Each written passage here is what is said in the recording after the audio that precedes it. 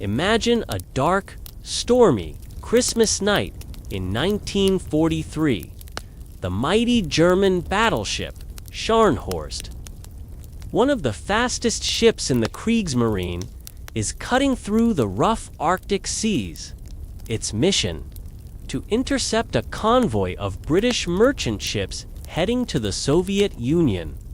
But what was supposed to be a straightforward attack would soon turn into a desperate fight for survival.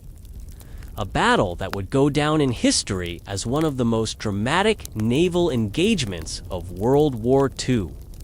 The Scharnhorst, under the command of Rear Admiral Erich Bey, was a formidable force. With a crew of over 1,600 and an impressive array of firepower, it was a symbol of German naval might. On that fateful Christmas night, Bey was confident in his mission to wreak havoc on the Allied convoy. But the British were not unprepared. They had laid a trap, and the Scharnhorst was sailing right into it. Suddenly, the dark sky was illuminated by star shells, revealing the ominous silhouettes of British warships. Bey, realizing he was outmatched, ordered a retreat, but it was too late. The British ships, led by the mighty HMS Duke of York, had closed in. The Battle of the North Cape had begun. What followed was a relentless chase through the stormy Arctic waters. The Scharnhorst, despite being outnumbered, fought valiantly. Massive aft turret, Caesar, turned to face the British and unleashed a salvo of shells. But the British guns were accurate and deadly. A shell smashed into the Scharnhorst's radar, leaving it blind in the raging storm.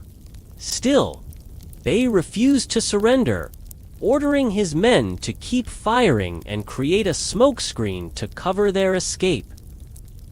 As the battle raged on, another enemy shell slammed into the Scharnhorst, causing a massive fire. The German battleship was now trapped, with British cruisers to the north and the Duke of York to the south. Bey's only option was to head east, hoping to outrun the British fleet.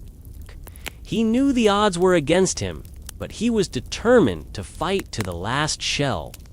In a final, desperate act, he sent a transmission that read, "We will fight to the last shell. Long live Germany."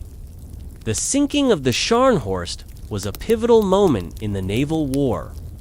The German engineers worked frantically to repair the damage, managing to get the ship back up to 22 knots. But it wasn't enough.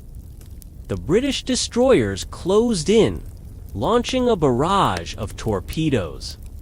5 of them found their mark, ripping through the Scharnhorst's hull. The ship began to list, taking on huge amounts of water. The Caesar turret, which had been the first to fire in the battle, was finally silenced. The once mighty battleship was now a burning wreck, its bow sinking into the icy depths. Of the 1,968 men on board, only 36 survived. Rear Admiral Erich Bey was not among them. The sinking of the Scharnhorst was a major victory for the Allies, and it marked the end of an era for big gun capital ships in European waters.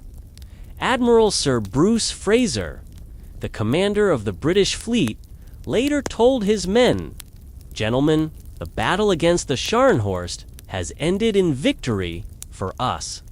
I hope that any of you who are ever called upon to lead a ship into action against an opponent many times superior will command your ship as gallantly as the Scharnhorst was commanded today."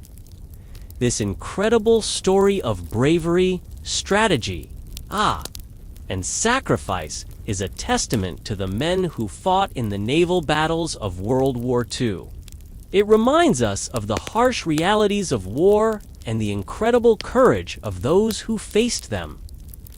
If you were as captivated by this story as I was, please consider liking this video and subscribing to The Sleeping Historian for more incredible tales from the past. Your support helps me bring these important stories to light. Thank you for watching.